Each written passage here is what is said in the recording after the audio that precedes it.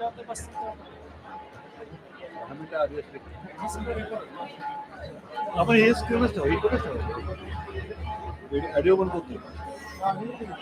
आता फक्त आपण टेस्टिंगला लागणार आहे. हो पाटील सर, युट्यूब लिंक झालेली आहे. लागून करून तुम्ही हे बघा. बाहेर जाऊन आवाज हो.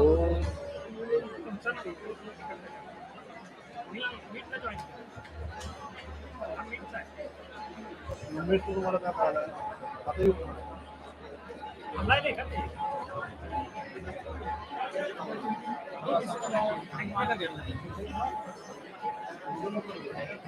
हो.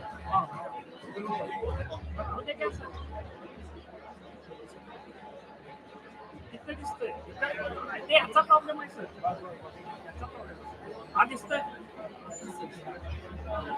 आता मी जॉईन करून ठेवले. बाहेर जाऊन युट्यूब हे क्लोज करा आणि बाहेर जाऊन युट्यूब बघा. आवाज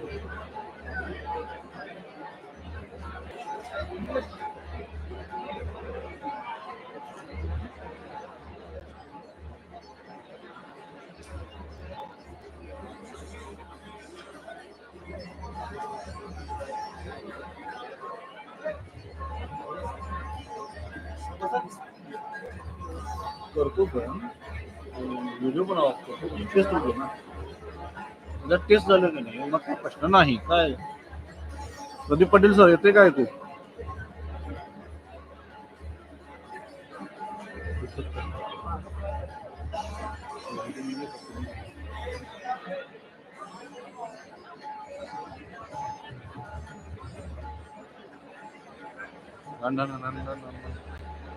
hello hello hello hello Patil sir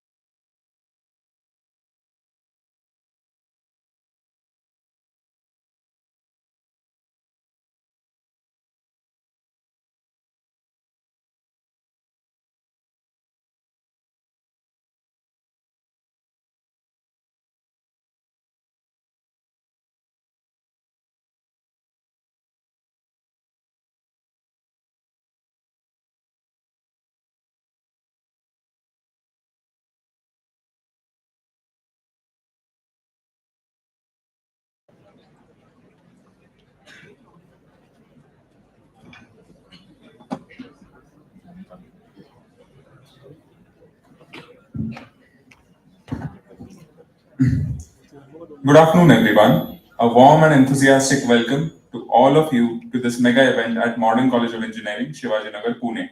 Myself, Soham, from third year engineering, computer department. Myself, Gayatri Kurulkar, from fourth year Computer Department from Modern College of Engineering.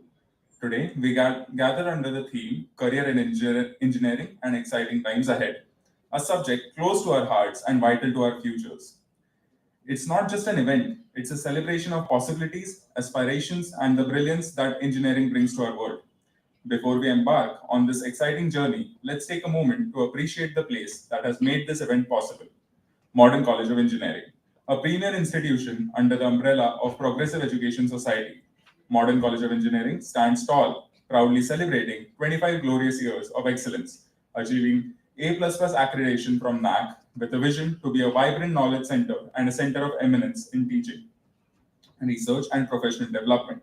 Our college has always aimed to nurture students to meet global challenges with competence and confidence, reflected by the many clubs and professional student chapters such as EDCEL, IEEE, ACM, CSI, MARS, and many more.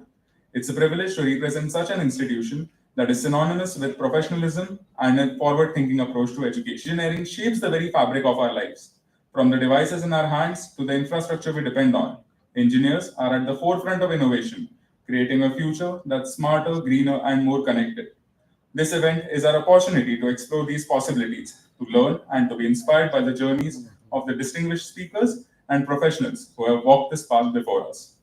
It is with immense honor and respect that I extend a warm and heartfelt welcome to today's guest of honor, Dr. Mohantesh Hiremat sir, a luminary in the field of engineering. We are privileged to have Professor Dr. Gajanan Ekbote sir, Chairman of Progressive Education Society, who will be joining us virtually today. He is a visionary leader whose guidance has always elevated this institution to greatness. Dr. Mrs. J.G. Ekbote Madam, Joint Secretary of Progressive Education Society, a guiding force and a beacon of knowledge for all of us. Then we have our Honorable Professor Mr. S.S. Deshmukh Sir, Secretary of Progressive Education Society, who contributes to lead us decisively.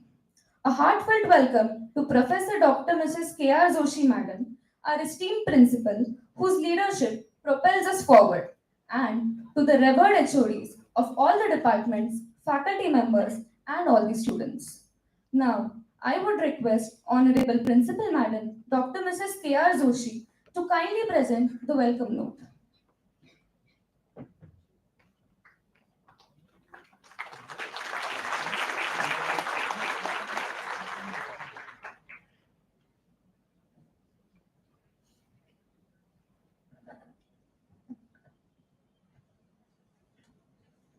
Respected guests of today's program, Dr. Mohantesh Hiremat, Progressive Education Society, Dr. Mrs. Ekbote Madam, Joint Secretary, Progressive Education Society, Professor Deshmukh Sir, Secretary, Progressive Education Society, invited guests, faculty members of the Progressive Education Modern College of Engineering, and dear students, very good afternoon to all of you. I, Professor Kalyani Joshi, welcome you all on this very first day of the new year 2025. Happy New Year to everyone. Happy New Year on behalf of Progressive Education Society and Modern College of Engineering too. I take this opportunity to brief about our institute, the Modern College of Engineering. Our college was established in 1999, and over the past 25 years, the college has achieved remarkable progress in academic, administrative, and research domains, which has reached to the various heights at national and international level too. The college has been awarded with the highest grade A++ by the National Assessment and Accreditation Council (NAC). This achievement adds a significant milestone to the institute's journey. Additionally, the three departments, Electrical Engineering, Electronics and Telecommunication Engineering, and MCA, have received NBA accreditation. Over 2 decades, the college has set new benchmarks and dimensions in the academic field. The university grant autonomous status on the Modern College of Engineering. The autonomy enables the college to design innovative and employment oriented curricula. Furthermore, it allows meticulous planning of the academic year and examinations. Starting from the upcoming academic year, the college will transition into its autonomous status. This autonomy will guide educational policy NEP 2020 primarily by embracing innovative courses and ensuring better employment opportunities for our students. The college offers 8 undergraduate courses, 6 postgraduate courses, along with MBA and MCA programs. The courses available include computer engineering, mechanical engineering, information technology, electronics and telecommunication engineering, artificial intelligence and data science, artificial intelligence and machine learning, and electronics and computer engineering.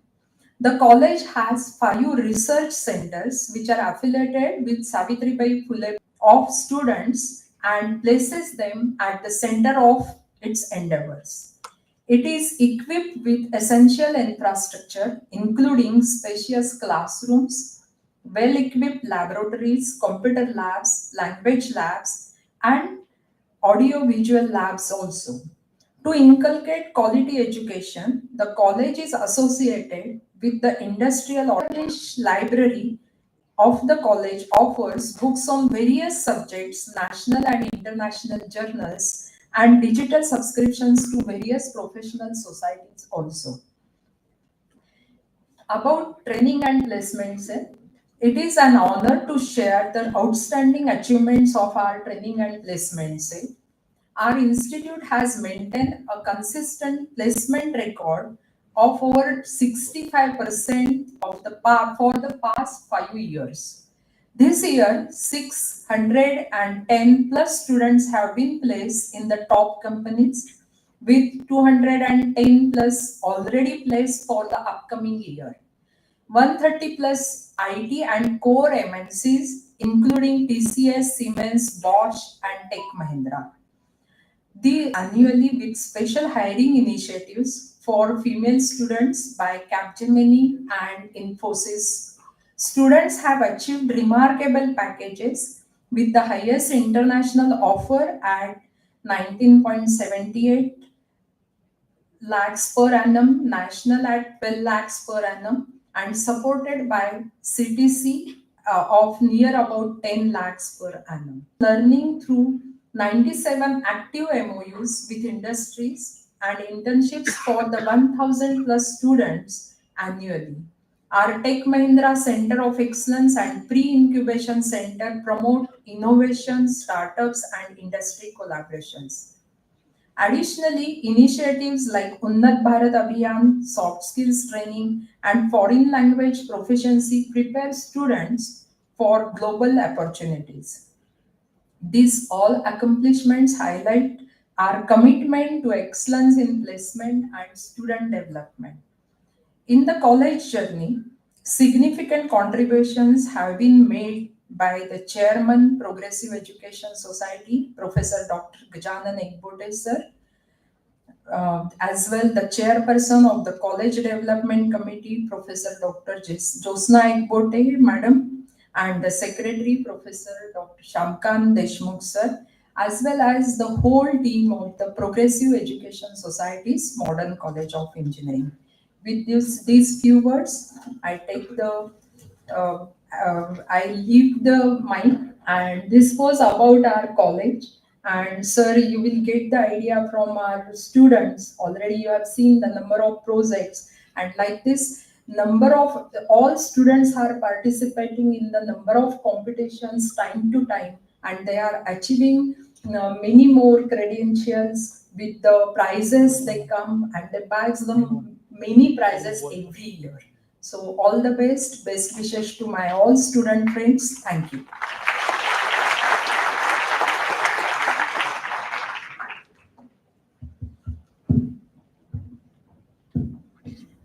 Now, we will begin with the felicitation of dignitaries on the dais. It is my honor to introduce our esteemed chief guest, Dr. Mr. Mahantesh Hiremat, the 140th President-elect of the American Society of Mechanical Engineers, that is ASME, and the first Asian and Indian to hold this prestigious role. Currently Vice President at SC Solutions in California, Dr. Hiremat brings over 30 years of expertise in space, energy, transportation, and infrastructure.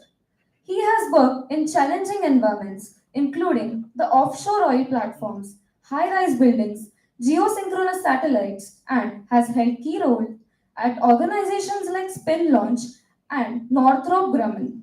An alumnus of Modern High School, Ferguson College, and College of Engineering, Pune, with advanced degrees from the Ohio State University and the Stanford University, Dr. Hiremat has also served as ASME's Congressional Fellow, advising the US Congress on science and technology. He later completed his PhD in Structural Dynamics University. Dr. Hiremat is an adjunct faculty member at Santa Clara University and embodies a remarkable blend of academic brilliance, professional excellence, and a passion for advancing engineering for humanity. A true leader and innovator, Dr. Hiremat Sharmi exemplifies excellence and dedication. Let us welcome Dr. Mahantesh Hiremat sir with a warm round of applause. I would now request our Honorable Principal Madam to felicitate Dr. Mahantesh sir. I would request our Secretary of Progressive Education Society, S.S. Deshmukh sir, to please felicitate Chief Guest sir.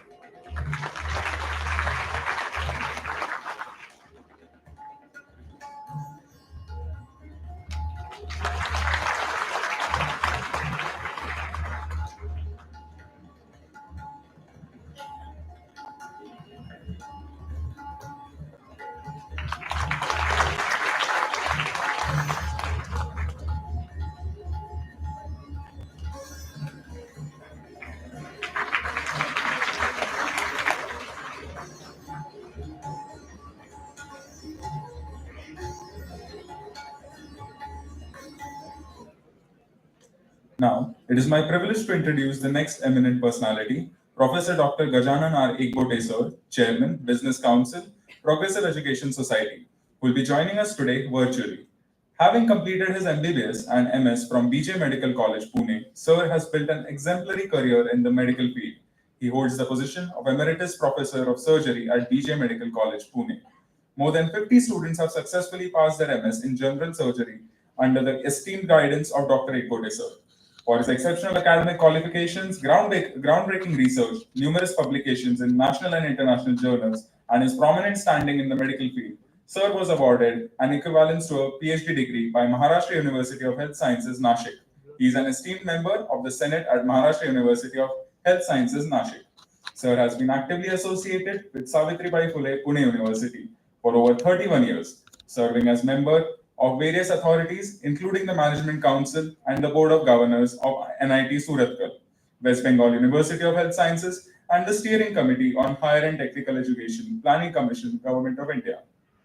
Sir was invited as a special invitee by the Medical Council of India to draft UG and PG regulations, by AICT for key brainstorming sessions of the University of Pune for significant sessions. Sir has received numerous prestigious awards, including the Jeevan Sadhana Gaurav Puraskar from Savitribai Phule Pune University, the Vocational Excellence Award from Rotary Club Pune, and the Punya Gaurav Puraskar from Brotherhood Foundation, Big round of applause for sir.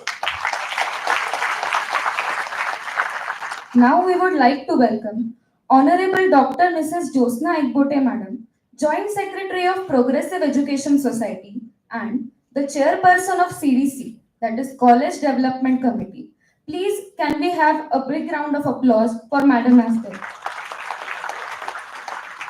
Now, we would like to welcome Honorable Professor S.S. Deshmukh Sir, Secretary of Progressive Education Society, Vice Chairperson of College Development Committee.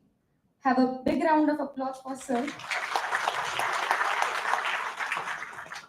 Our institution has recently marked a significant milestone by contributing to the field of reference under the ENTC department on recent trends in engineering and technology, that is RTET 2K24.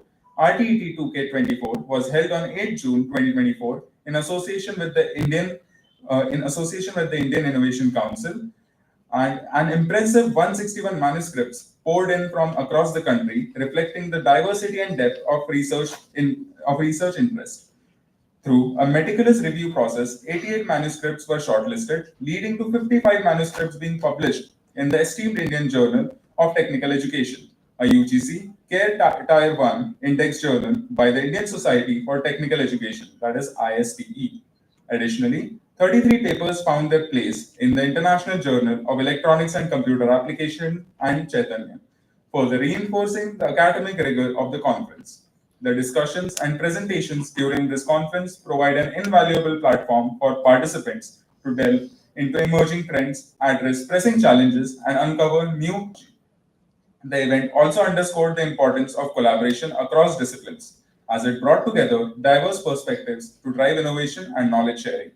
The conference proceedings, now published in a special issue of the Indian Journal of Technical Education, captures the essence of the event. RTET 2K24 is not just a celebration of innovation and progress, setting the stage for future breakthroughs in these transformative fields. Today, we'll have the opportunity to witness the unveiling of these conference proceedings by our esteemed dignitaries.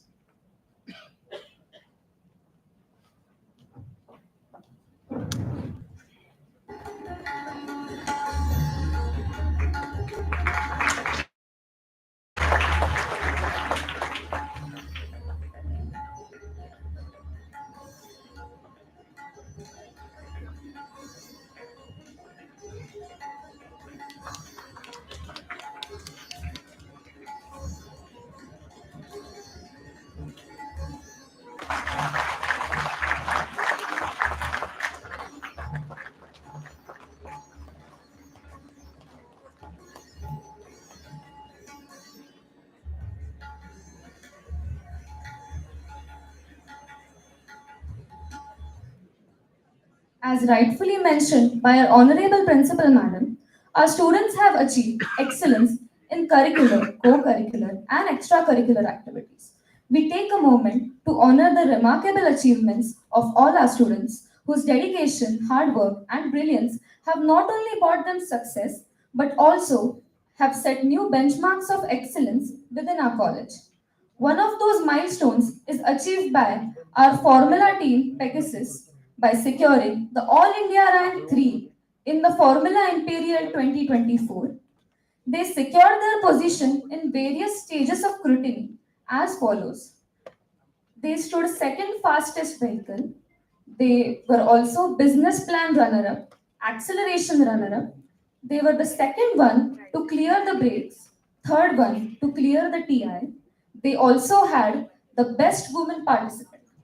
And they were awarded the ISIE Future Award as well. Please give them a big round of applause. Along with that, our team Ariel Marshall of PES Modern College of Engineering, Shivaji Nagar, has won the third prize in SAE India 9th Drone Development Challenge, Best Innovation category, organized by SAE Southern Section, held at 31st August 2024. Congratulations to Team Ariel Marshall.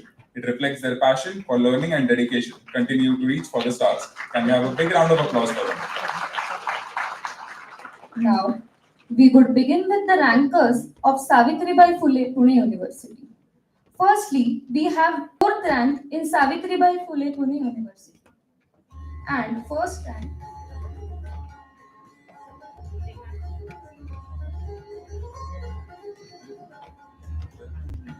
and first rank in computer engineering SPPU. Can we please have Vedanti?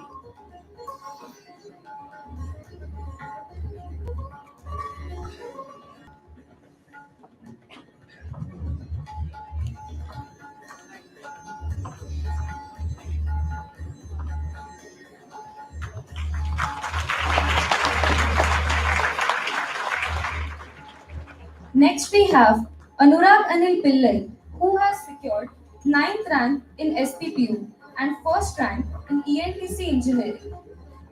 I would request Honorable Principal Madam to felicitate Anurag Anil Pillai.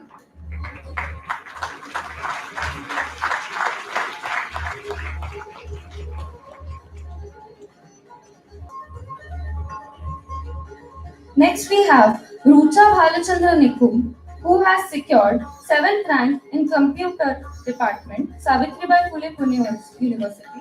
I would request our today's guest of honor to felicitate Rucha.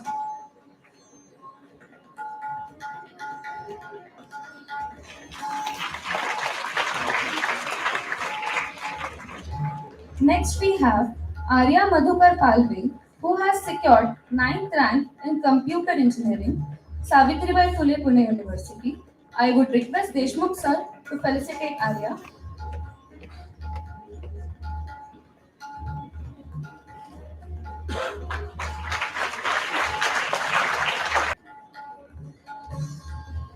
I would request all the dignitaries to be seated.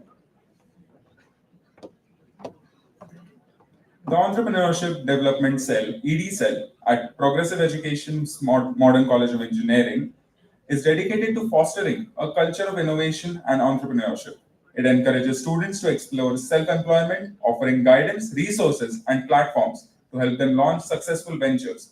The Institute has a well-defined innovation and entrepreneurship I&E policy to promote and financially support budding entrepreneurs. The Institute established its Institution Innovation Council (IIC) in 2018-19 under the Ministry of Education's Innovation Cell (MIC), consistently earning high star ratings, including consecutive 4-star ratings. Students actively participated and excelled in prestigious competitions like Smart India Hackathon, Robocon, and Paja, showcasing their innovative spirit. Additionally, the pre-incubation and incubation cell provides cutting-edge facilities and seed funding to nurture startup ideas, resulting in over 60 alumni and entrepreneurs and 12 student entrepreneurs in the last 3 years. Our ED cell facilitated and helped one of our startups in the prestigious Yukti Innovation Cell. Ajinkya Salve, a BE mechanical student, has achieved remarkable recognition for his project titled Hydrogen Fuel Development System. He was declared the winner of prestigious Yukti Innovation Challenge 2023, which was organized by Ministry of Education's Innovation Cell and AICTE. As a part of this achievement, he received a startup grant of rupees 8 lakhs to further develop his innovative project. Ajinkya was guided by Mr. Kaustubh Kapdani from Mechanical Engineering and Mr. S.B. Patil, the Yukti coordinator. The accomplishment highlights the exceptional talent and innovation nurtured at our institute. Please give a big round of applause for Ajinkya. Now, we'll move towards one of the most prestigious competitions and the world's largest open innovation platform, that is Smart India Hackathon, organized by AICTE, the Ministry of Education and Innovation Cell of Government of India. Firstly, we have Team Hexageeks, who have successfully represented our institute at the grand finale of Smart India Hackathon SIH 2024. The team, led by Adish Gujrati from IT department, developed an impactful project. Their innovative approach earned them a spot among the top 5 teams nationally, showcasing their exceptional talent and collaborative spirit. I would request the team lead for Team Hexageeks, Mr. Adish Gujrati, to come on stage to receive the token of appreciation from Deshmukh sir.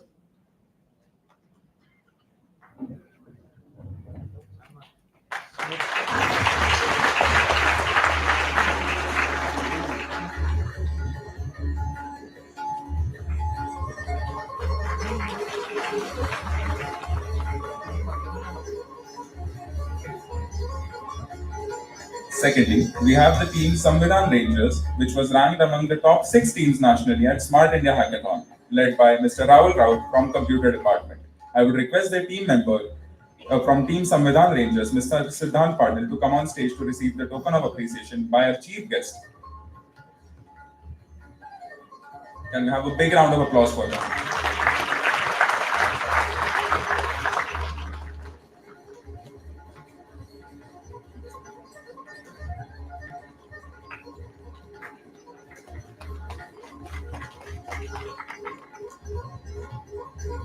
We are pleased to announce that our students Harshal Ta and Nishan Shinde from AIDS department have achieved a huge success in the recently conducted Bosch Global Software Technologies AutoVision X, a surround view system hackathon 2024 by securing the first prize.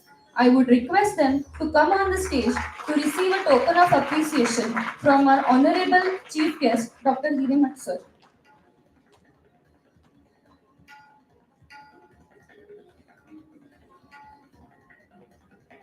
Please give them a big round of applause.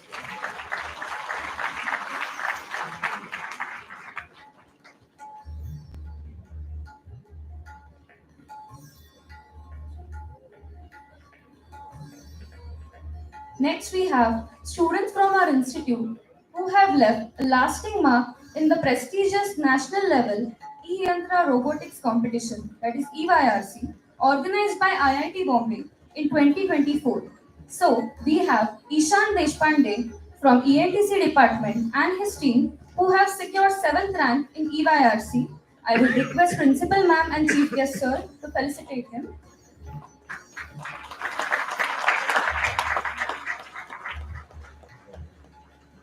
Next, we have Sumit Patil from AIML department and his team, who were among the top 10 finalists at the prestigious national level E-Yantra Innovation Challenge. I would like to request Sumit to come on the stage and get felicitated by our honorable chief guest, sir.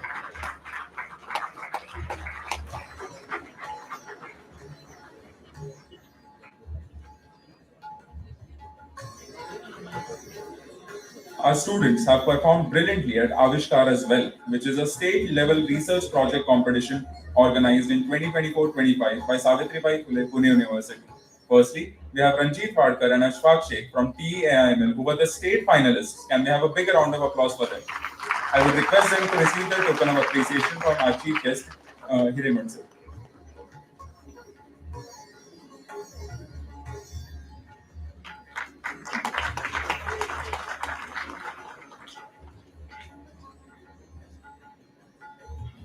Secondly, we have Chinmay Rathod and Mohanish Desai and Kapil Badorkar from BEECE, who were the finalists at the regional level. I would also request them to come on the stage to receive their token of appreciation from our chief guest.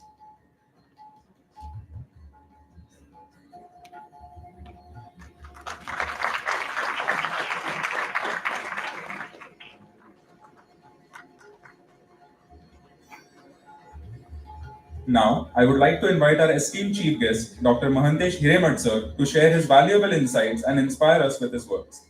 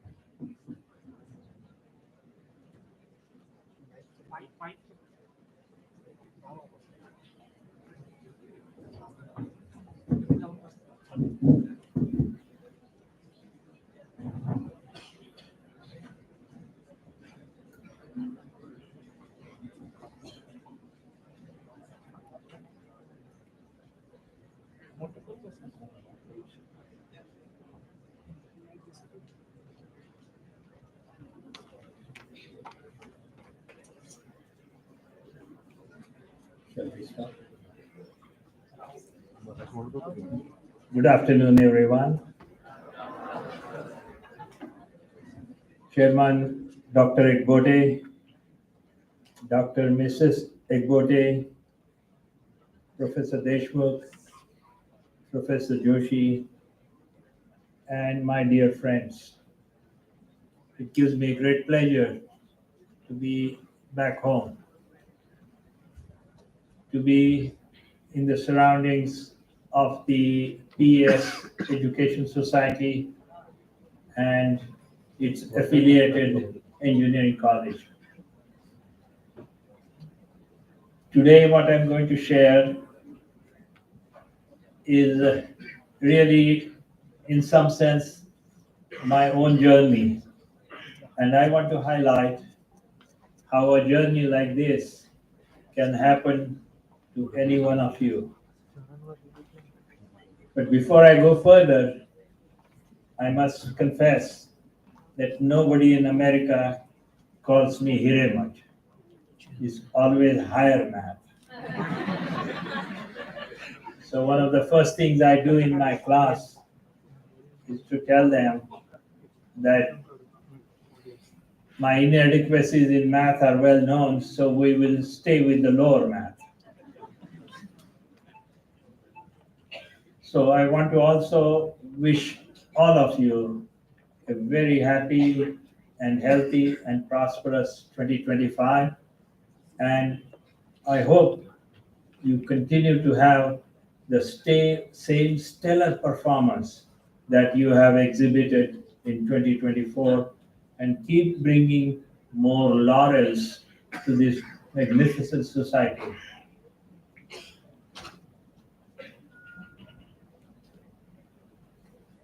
So when I say career in engineering, let's take a snapshot of how my career has evolved. And that will give you confidence that if it can happen to this guy, it certainly can happen to any one of you. My journey began right here in Pune, coming from a typical middle-class family. My father was in 1937 College of Engineering, Pune, graduate in mechanical engineering. He later on became the head of the mechanical engineering at the Koyna Dam, and then essentially was the pioneer of what is known as the mechanical circle in the State Department.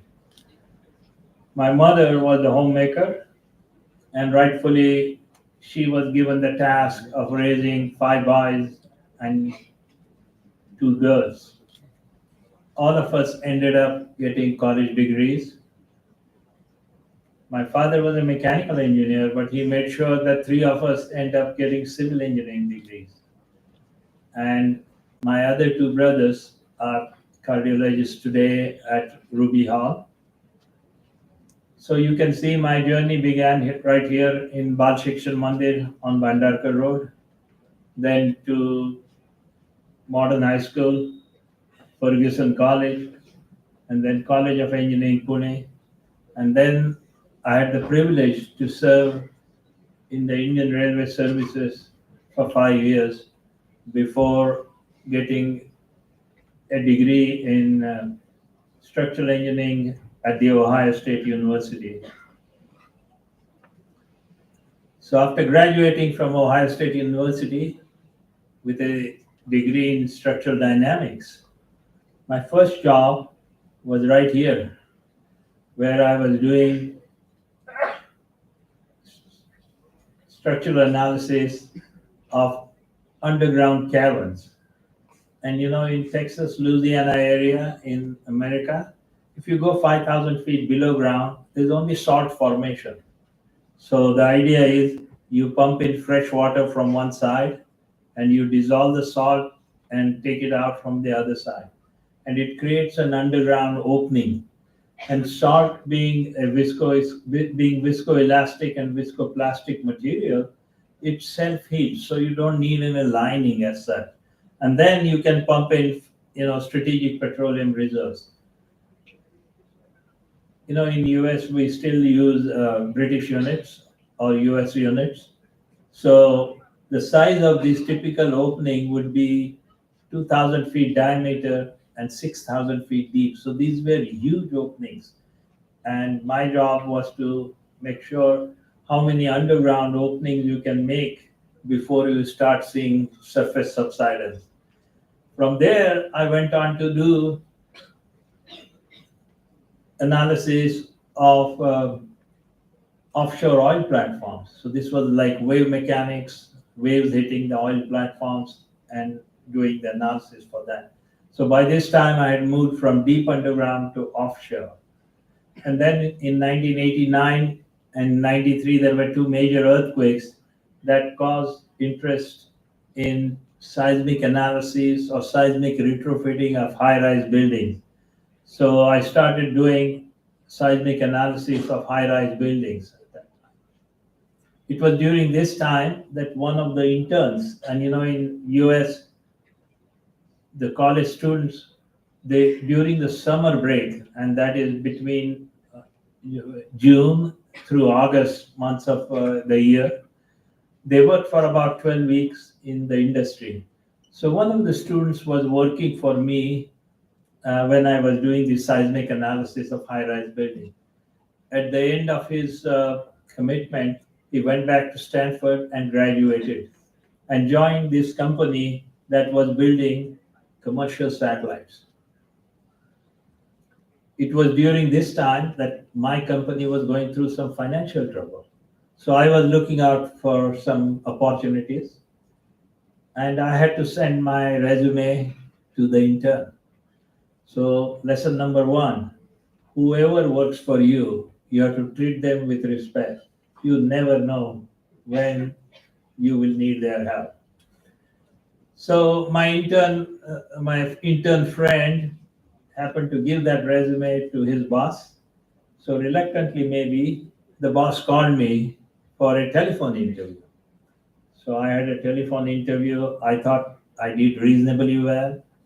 And then I never heard from the boss for a week. Second week came along, and all I was getting was his voicemail. So finally, I got him online, and he said, "Yeah, I know Albert gave your resume to me, but please don't call here again because we don't build satellites with concrete and steel." And I thought that was the end of my aspirations of being in aerospace or space technology. But people who are genuinely caring and who have empathy, they make a difference. And the same person called me a week later and said, "You know what? I was very rude to you.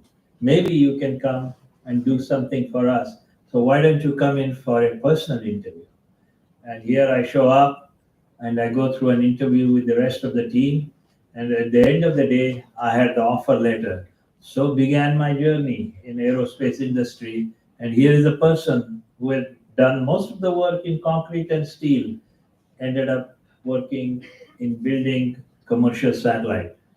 21 years later, I became the distinguished engineer in the same company.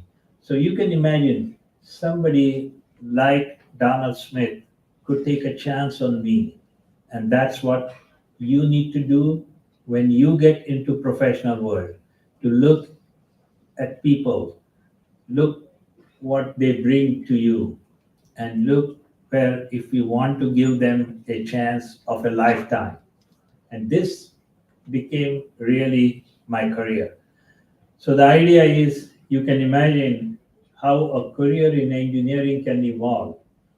Somebody with a civil engineering degree from College of Engineering, Pune, somebody who has worked for Indian Railroads, thinking that that is his career path, ends up working deep underground first, then works offshore oil platform, then on ground, and then in space. So if it can happen to me, and I know you're clapping and you are thinking that how great this is. But if this can happen to me, I was one of you. Okay, I was sitting right where you are sitting today at one time. If it can happen to me, it can happen to any one of you. And you should have that confidence and you should look to future with the same promise that it holds for you. So these commercial satellites were geosynchronous satellites, and that means if the Earth is going to make a revolution in 24 hours, the satellite will also make a revolution around the Earth in 24 hours. And it will be focusing on the same portion of the Earth. So you have Sony TV and others that are broadcasting.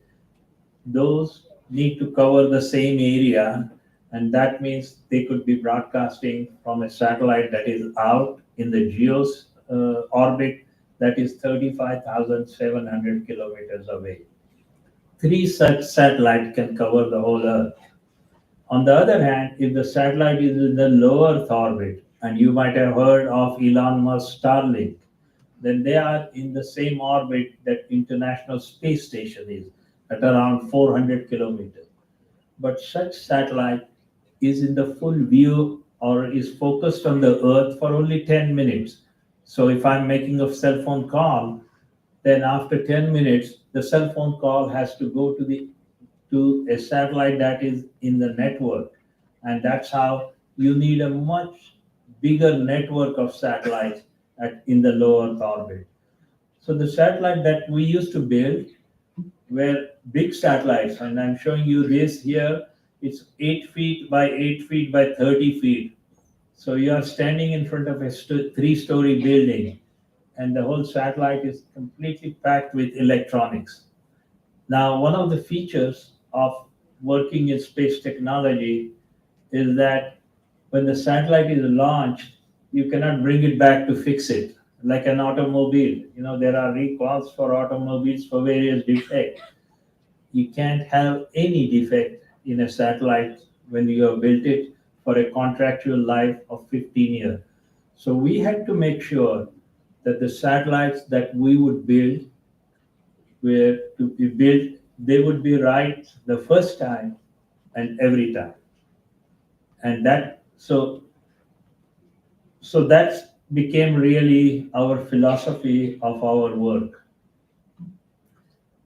During this time, I also ventured to work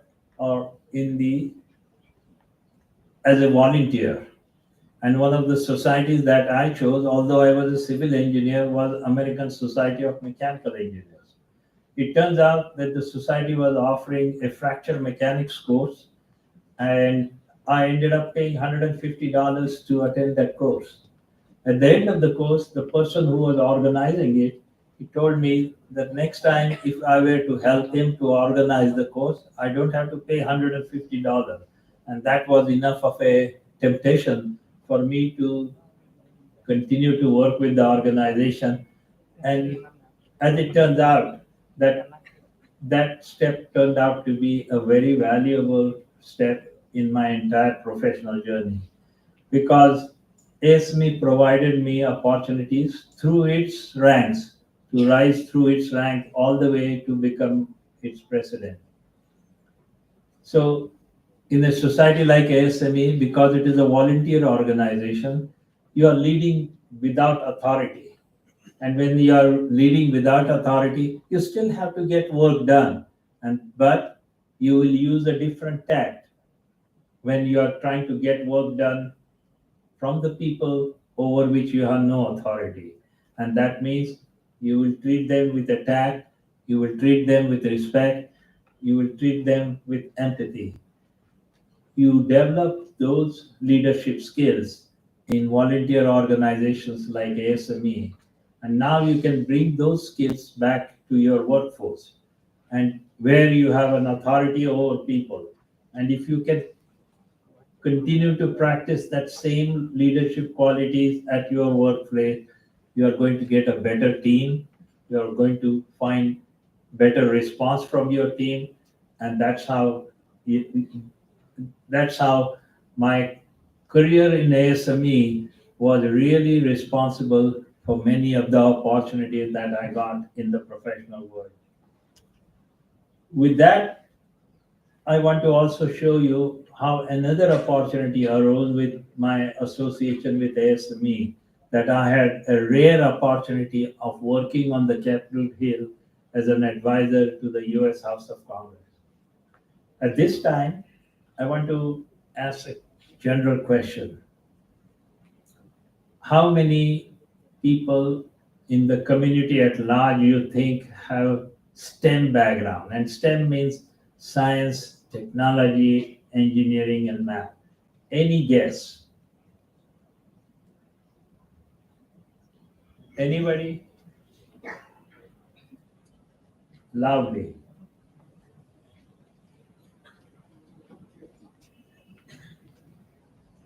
No guesses? How about 20%? How many you think are 20, is 20% a good number? Raise your hand. Okay, how about 30%? How about 15%? Nobody. How about 10%? You will be surprised, in the US, the percentage of people with STEM background is about 8%. Okay? And if that's the case, then can you now take a guess how many of those have engineering background? Any guess?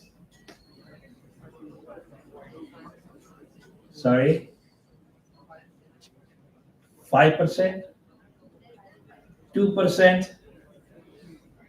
Okay, here is one number, 2%. Any other guess? I think that's a pretty good guess. So the percentage of engineers in the community at large is 2%. So from here onwards, every time you look in the mirror, you tell yourself you belong to that 2 percentile, and you need to be very proud of taking engineering as a career. I tell my students every day, the first thing I ask, have you looked yourself in the mirror and told yourself that you belong to that 2%? And among the 2%, can anybody tell me how many percent of that 2% are women engineers? Any idea? Sorry? 25%. Is it? I want how many of that 2% in terms of number, like 10%, 20% of that 2%. Okay? Any other numbers?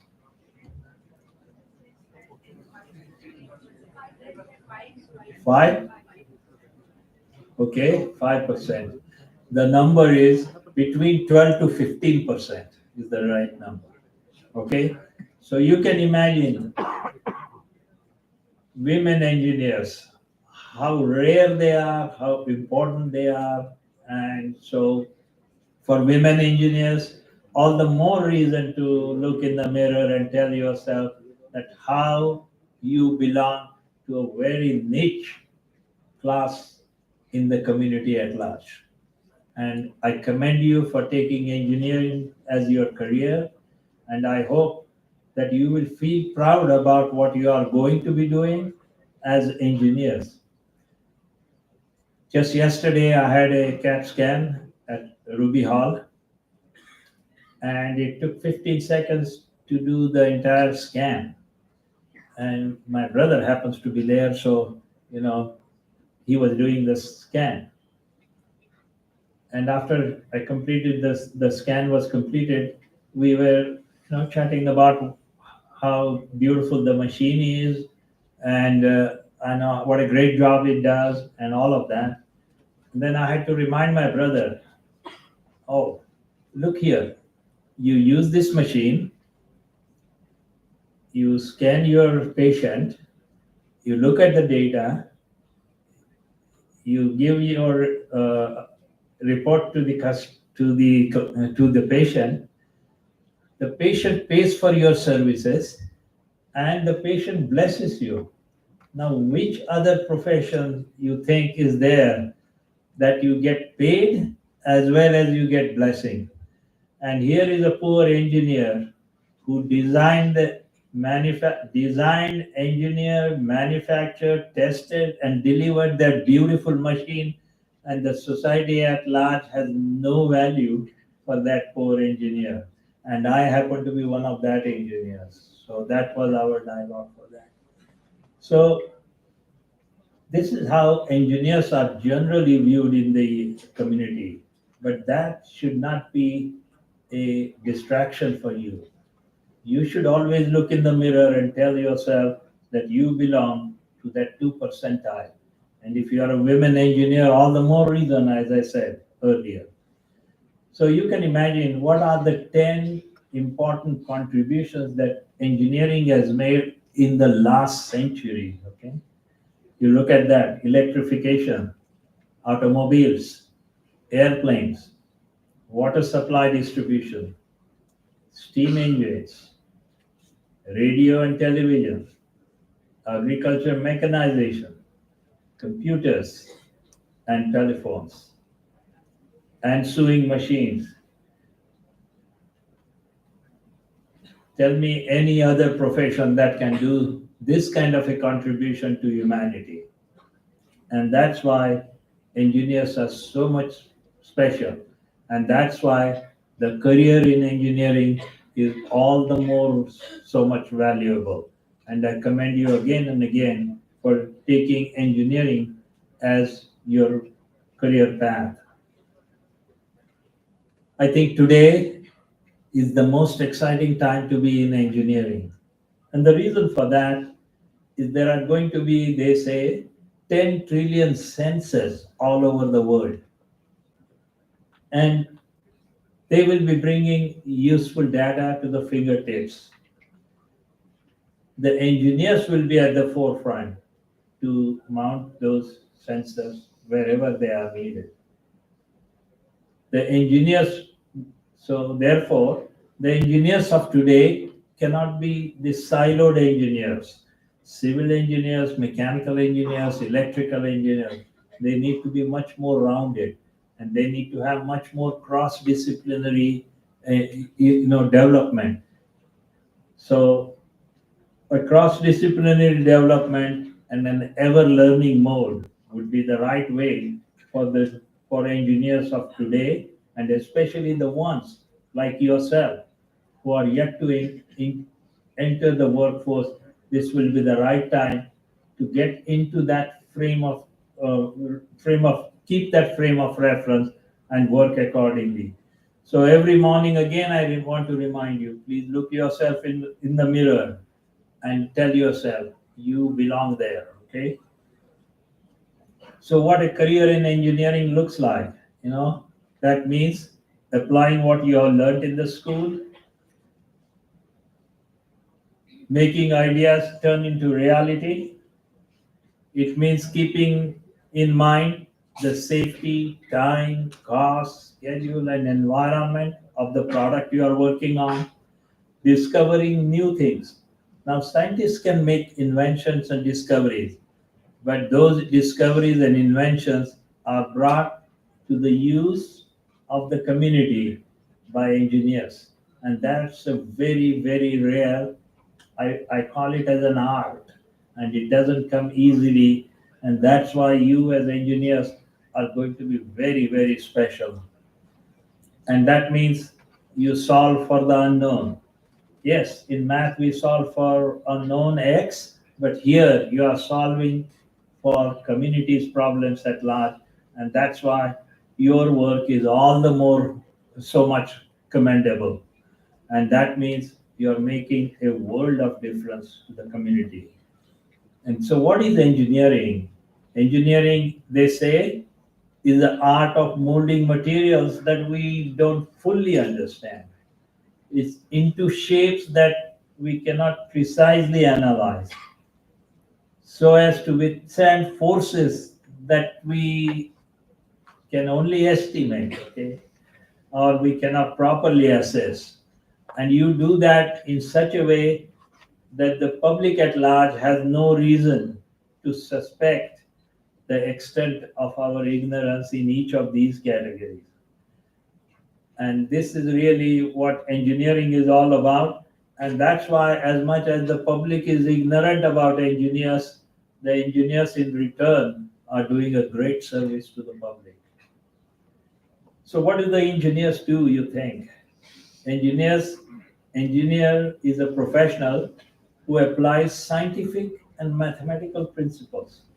And those principles are applied to develop solutions to the various problems that are faced by the society, whether it is sustainability, whether it is clean energy, whether it is clean water, any of those. And engineers, in general, design creative solutions to all sorts of problems. They use math, science, technology to do that. They work with other people, with finance, scheduler, planners, on teams, so as to develop new products and systems. They are always making things better. And they are learning new things and always improving. They are planning and managing the project.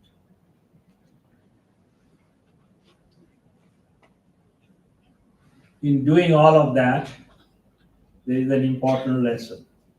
If you take the alphabets and if you assign the numbers 1 to A, 2 to B, and so on till Z gets 26, then you look what happens. Hard work, where does it get you? It gets you to 98%. Okay? Knowledge, where does it get you? It gets you to 96%. But look at what happens when you have the right attitude. That gets you to 100%.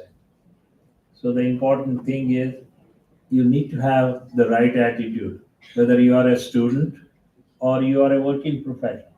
So as student, your job is to study, get good grades, get into the projects like the ones that you showed me outside, get involved in those, participate in those, try to become more practical in your, studies, and be ready to enter a workforce with much more confidence. This will happen if only you keep the right attitude. So what do you need to do in school? One of my motto as president of ASME, people would ask me, what is your motto, sir? And I would tell them, look, I come here with an expiry date. So my motto is aspire to inspire before you expire. And that's the reason I am here today, to inspire any one of you, okay? To feel good about engineering, to feel great about what you are going to be doing, and to feel great that you are going to be contributing to use engineering for betterment of humanity. And just for that reason, you need to be commended. So if that's the case, then what you need to do in school is to solve practical problems. So you get engineering problems to solve, you solve them from first principles. You need to develop knack of, first trying to understand the problem before jumping into solving the problem right away. Getting the things right. And if you apply the same principle that I described to you earlier, doing it right first time and every time. If you develop that skill set, you will become a very, very productive professional engineer. Yes, grades would come if you are attentive, you understand the class notes, and you do the homeworks on time, and be very productive from that point of view. And again, try to enjoy that. Sometimes you get good grades, sometimes you don't get. That's part of life. Okay. So, what is the synthesis of being a good student. That means developing competence, conscience, and compassion. Okay, and that means you know that engineering for humanity will be at the back of your mind all the time. It also means joining a society like ASME, IEEE, or any other society, or SAE or SME that many of you are doing. I think those are all great. They give you an idea about how to be, how to volunteer your time, and while volunteering, also learn the skill sets that are necessary to become better professional. Summer internship is another option. I don't know whether that is practiced here or not, but that is something that to be considered. And then all I would say is learn, grow, and share. You know, we do all of this, but we are techies and we work with techies. That is not enough. Developing good communication skill is a very, very important aspect. Google was founded in 1998, and Google's hiring policy was go to the Ivy League school, top-notch Ivy League school, and get the best computer scientists or computer engineers. So obviously, everybody that Google hired were top-notch, computer programmers and developers. In 2013, Google did, after Google had exploded in terms of their hiring this thing, they did an internal survey. The project was called as Project Aristotle. Okay, and what they listed was the computer competency was number one, and then there were all 7 soft skills. Okay, and they found that people who had the 7 soft skills have advanced through the Google's ranks. And what were the soft skills? Being a good coach, communicating well and listening well, possessing insight into others, having empathy, being a good critical thinker and problem solver. And the most important to me is respecting others' different viewpoints, being able to make connections across complex ideas. So these 7 skill set became an important, distinction. So again, as engineers, you will be solving 4th order differential equation. That doesn't matter. Develop good communication skills so you can communicate the value of your engineering to the community at large and get respected like our professional friends like Dr. Egbote and others. Okay? So why do I say exciting times are ahead?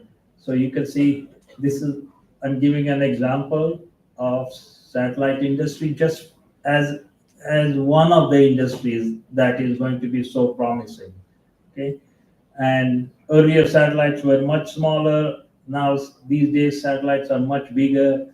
Satellites there are key applications for satellites like the network service or the media services or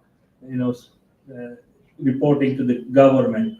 Then the satellite can go communicate to fixed assets like a building or something like that, or we can carry cell phone around. That's a mobile satellite service, or also the broadcast that we get, say like a cricket match, then that becomes a broadcasting satellite service.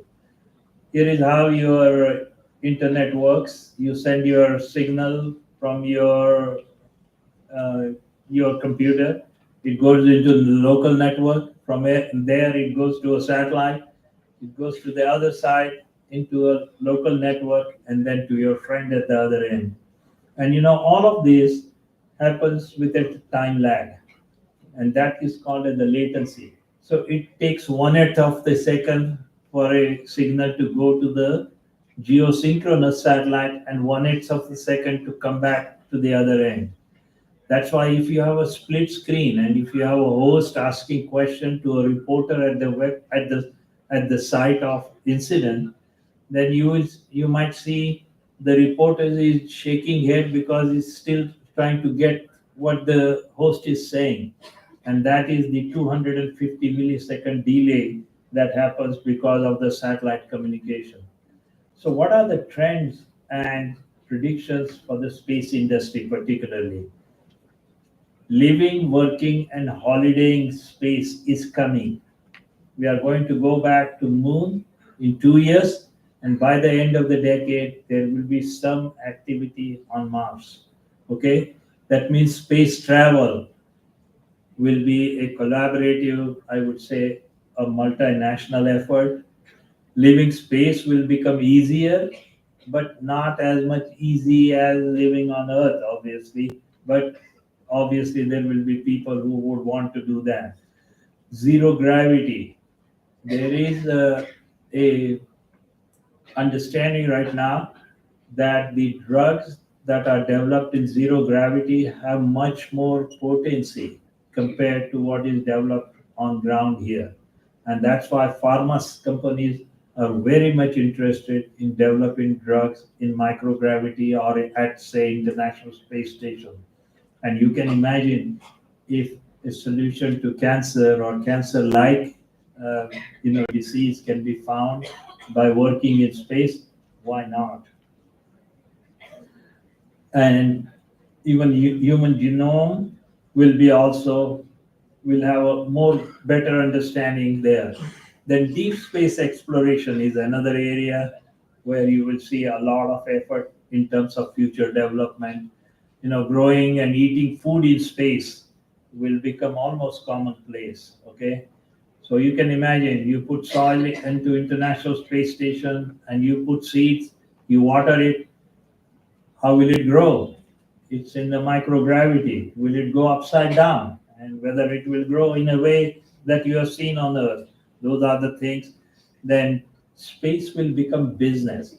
The CEO of Amazon, Jeff Bezos, has said that the next trillionaire will be the guy who will mine an asteroid. So, that's the kind of thing you will be seeing in terms of the space business. These are some of the most outstanding world innovations have come because of the exploration in space. And you can see all of these, especially your generation can relate to these very readily. So what are some of the new applications in space? On orbit refueling. So satellite has gone out of fuel. Another satellite will come as a space tanker, refuel it, and extend its life.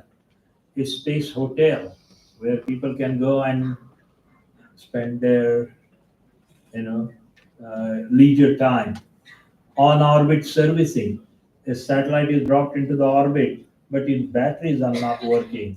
Then you may be able to send something that may replace the batteries or add new batteries. On orbit manufacturing, as I said, pharma is interested in the drug manufacturing. Orbital spaceport, where the satellites can go dock and maybe get service like at a gas station. That may be happening too. And asteroid mining, as I mentioned earlier. So, which are the 10 emerging fields in engineering right now? I would say artificial AI and machine learning in engineering, not for finance or any other thing, but that is coming, and having a course related to that would be a fantastic addition to at any level. Biotechnology engineering, renewable energy, robotics and automation, quantum engineering, where quantum computers will have far more capability than today's computers. Nanotechnology, making everything miniaturized. So more things can be taken into space and other areas. Environmental engineering, biomedical engineering, cyber security, another area that is going to catch things, and space engineering. So with that, that's the last slide that I want to present. And with that, if there are any questions, I would be happy to take a few. Thank you very much.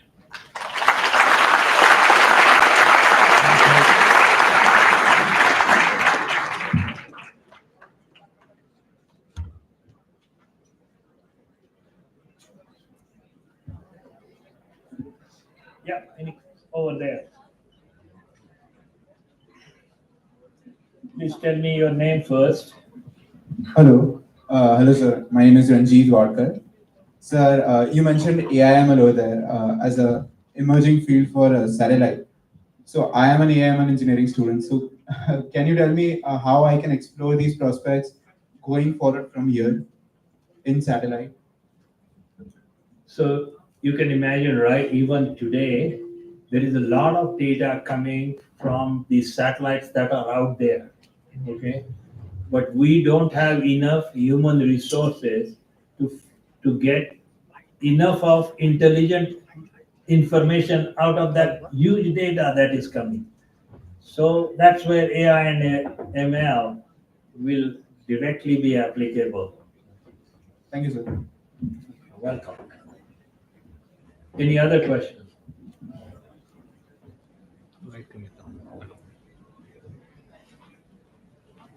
Any other questions from women engineer? I told so much about women engineers. Come on. What is it? Yeah. Hello, sir. My name Yeah. is Sumit Patil, and I am also from AML branch. Okay. As you mentioned, that today's engineers shouldn't be a siloed engineer. We should also explore other engineering paradigms. Yes. So I'm interested in mechanical engineering also. Yes. So how do I integrate both the fields and work forward? I think you are doing the right thing. In fact, AI, ML, you are already doing. And in addition to that, you do a basic engineering, okay, like mechanical engineering, that already has different topics that themselves can become a discipline by themselves, okay? So, for example, mechanical engineers do stress analysis, they do thermal engineering, okay? So, they do a controls course also. So, all of those courses are going to be very valuable to you. In fact, you are the best suited to find a niche for becoming a good professional. Thank you, sir. Thank you. Any other questions?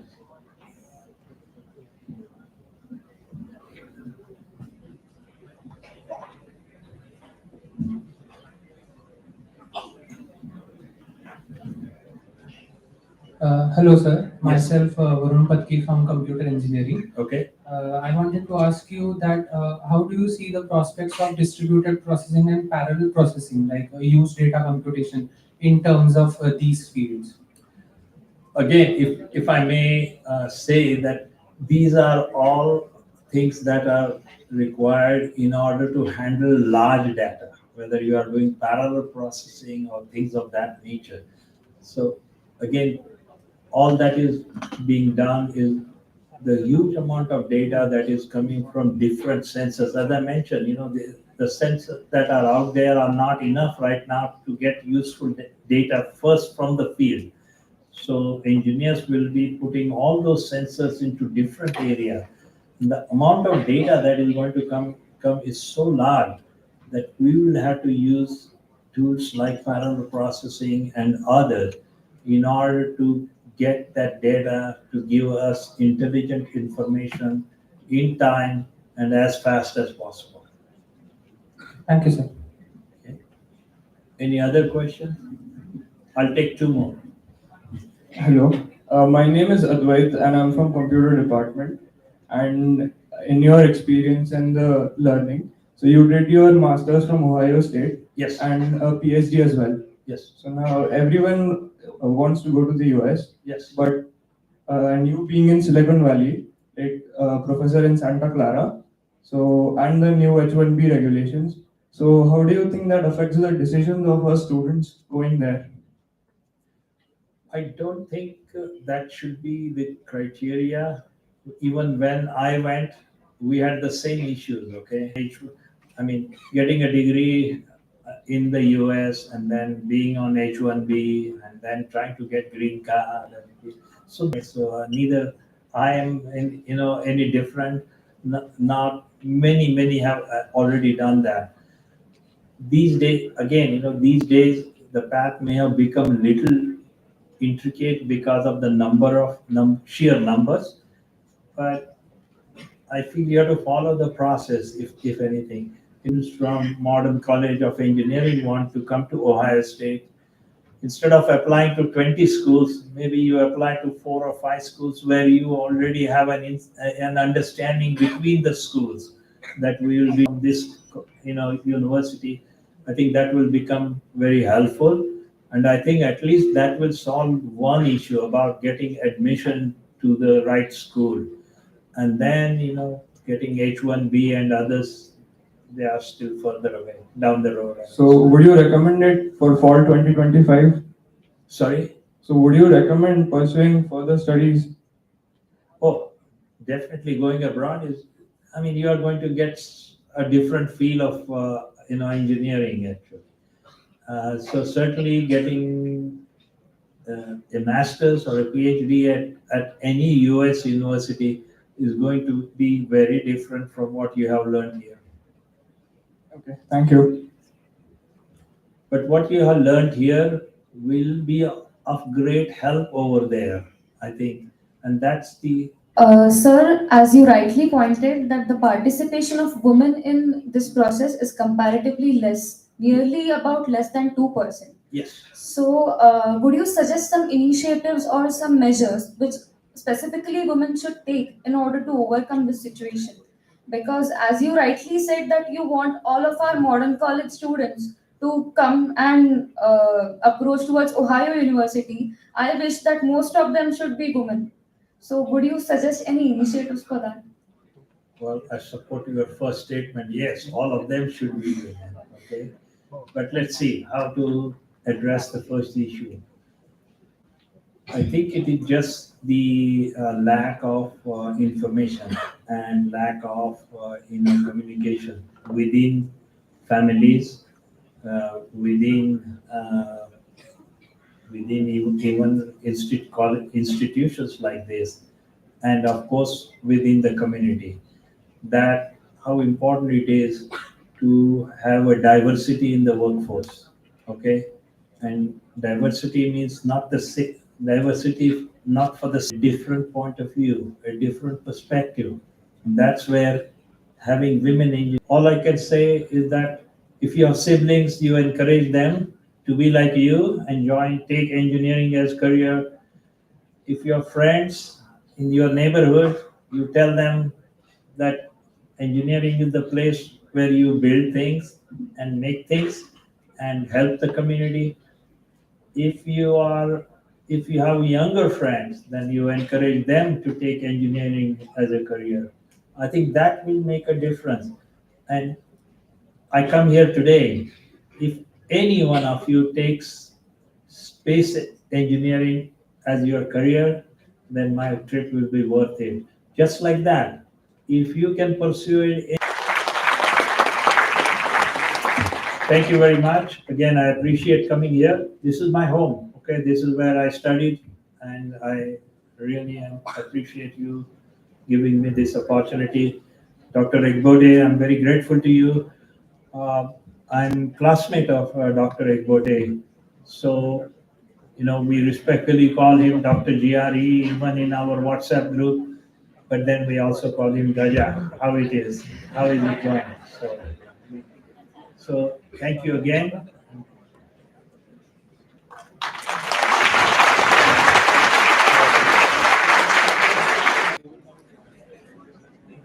Yeah, if I'm allowed to be a bit candid here, I was scribbling some notes while Sir was delivering perhaps one of the best descriptions of the beautiful field of engineering, that which we all are pursuing. I think you have amplified to all of us that engineering is a field of conviction rather than that of convenience, where one has to work with hard work and dedication and have sustainable amount of knowledge to actually excel in this field. Your career is perhaps one of the one that most of us crave for. Being through the universities, you have having the accreditations and the certifications you have, and being at the position in which you are. And when I was reading your biodata, the sheer amount of certifications the universities you are attributed to is something to look up to as a young budding engineer who wants to be in the field in the same field as you are. Before this session, many of us had a limit. Have a big round of applause for Sir. It was a very insightful session. Good afternoon. After this, I would like to request the Honorable Chairman of Progressive Education Society, Dr. G.R. Egbode Sir, to kindly guide us. Thank you.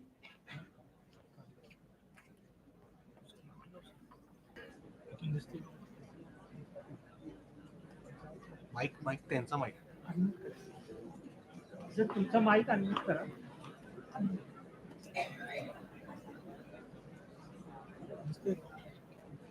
Are you able to hear me?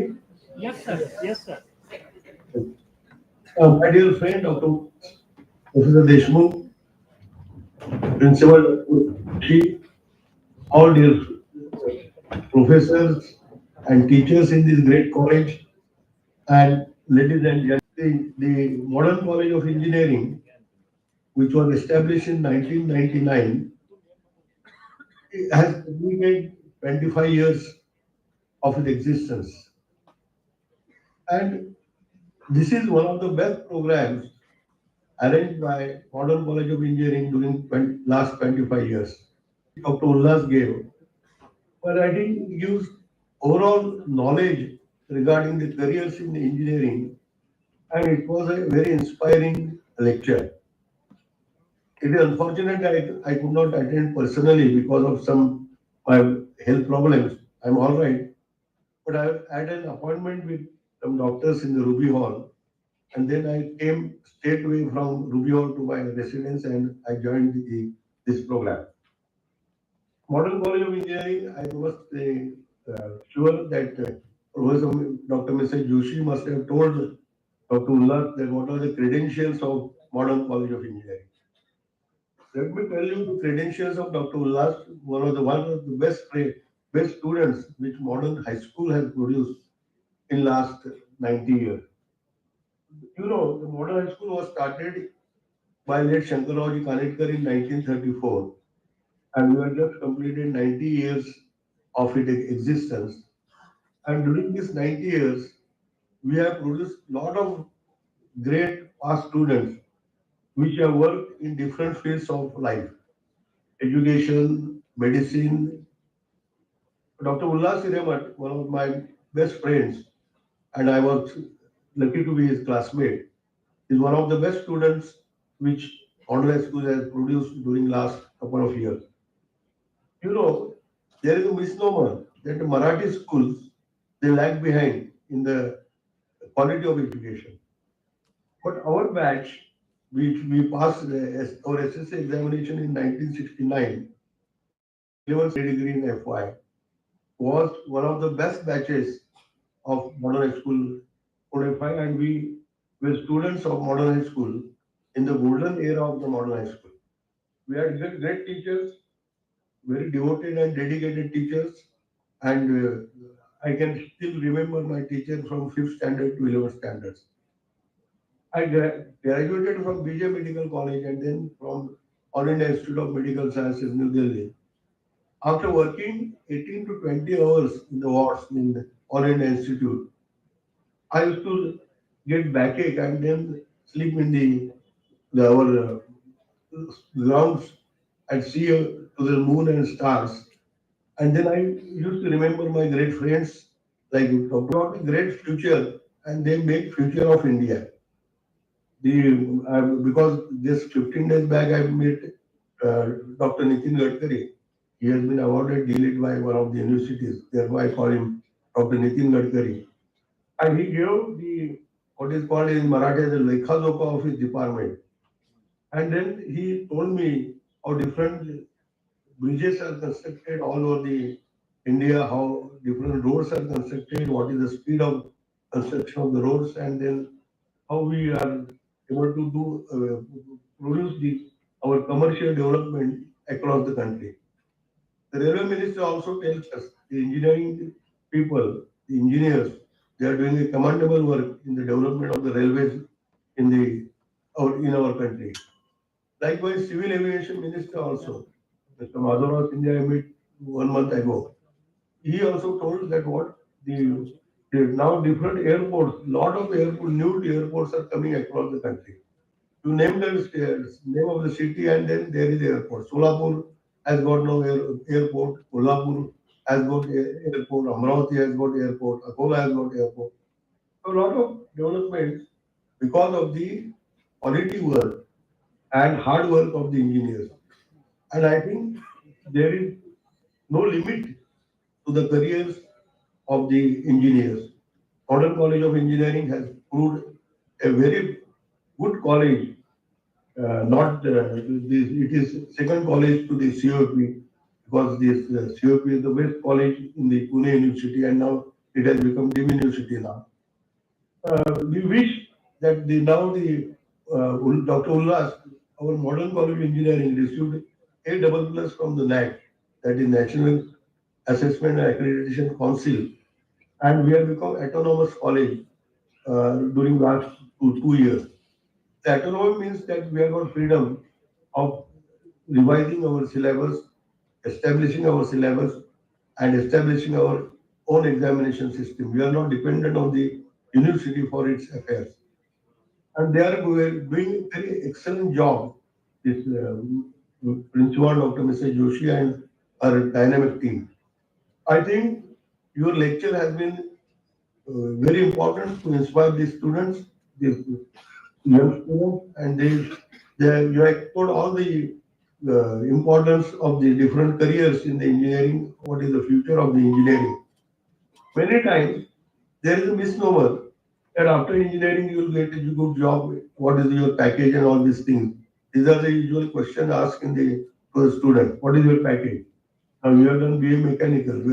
Where will you get your service? That is what parents ask to their sons and daughters. But now, once you have delivered the lecture, I think I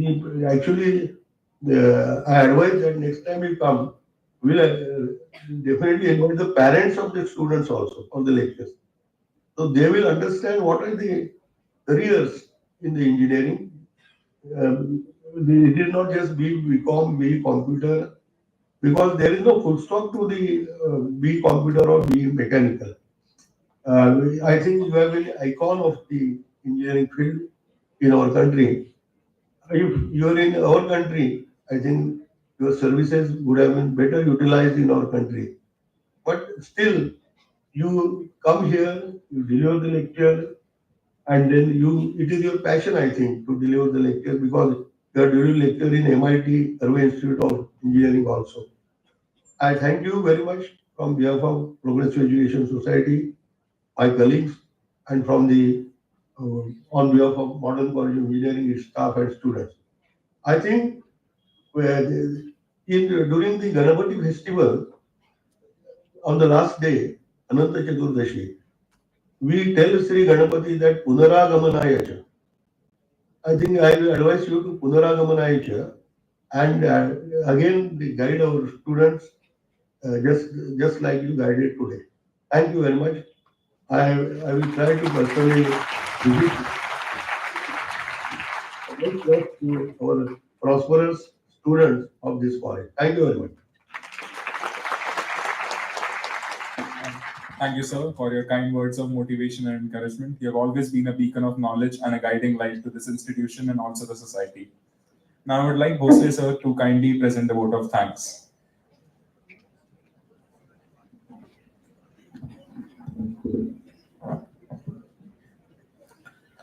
ज्ञानवानेन सुखवान ज्ञानवानेन जीवति ज्ञानवानेव बलवान तस्मात ज्ञानमय भव. अर्थात ज्ञानवंत माणूस सुखी असतो आणि ज्ञानवंत असल्यानं खऱ्या अर्थाने तो जगतो. सो ज्ञानी असतो तो बलवान ठरतो, म्हणून तो ज्ञानसमृद्ध हो. With this guiding statement, I, Professor Samir Bhosle, will be delivering the vote of thanks for today's session with Dr. Mahantesh Hiremat.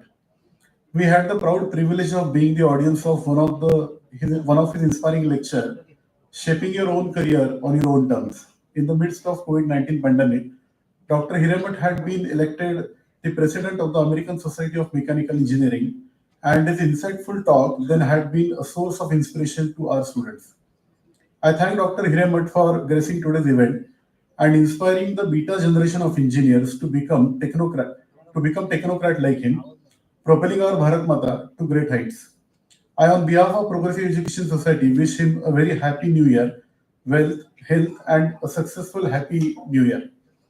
I also thank Dr. Mahantesh to make every one of us realize how rare species engineering and rare species the female engineers are in this globe.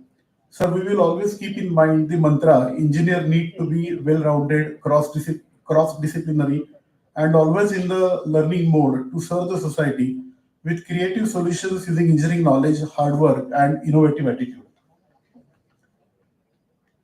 In this new year, we'll be celebrating the birth anniversary of Guruvarya Sri Shankaraji Kanitkar on 25th Jan, who sowed the seeds of Progressive Education Society on Akshaya Tritiya in 1934. We are just a decade shy of celebrating our centenary. I would like to thank the Almighty God for opportunity of being a part of and to witness a part of this journey. This happening has now become a mighty hope, and with millions of students benefiting from its vast shade. For this, we are eternally grateful to our Honorable Chairman, Professor Dr. G.R. Ekbote sir, who with his extensive knowledge and experience as a academician, technocrat, and educationalist has taken the Progressive Education Society to its Progressive Education Society and its offshoots to a greater height. We thank him and wish him a healthy, happy, and a glorious new year. I thank our beloved Secretary, Professor Shamkant Deshmukh sir, for his support and his and his detailed attention towards the growth of our institute.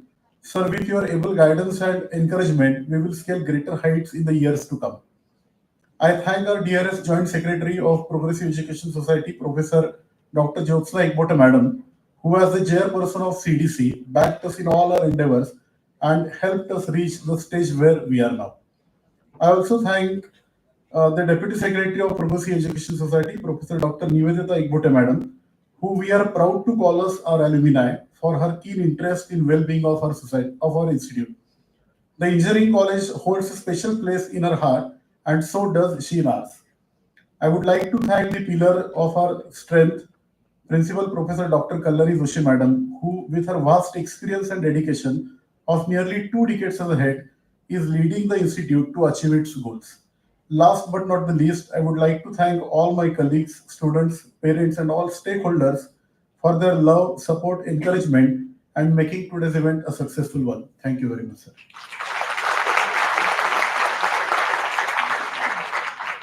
Now I would request everyone to stand up for the national anthem.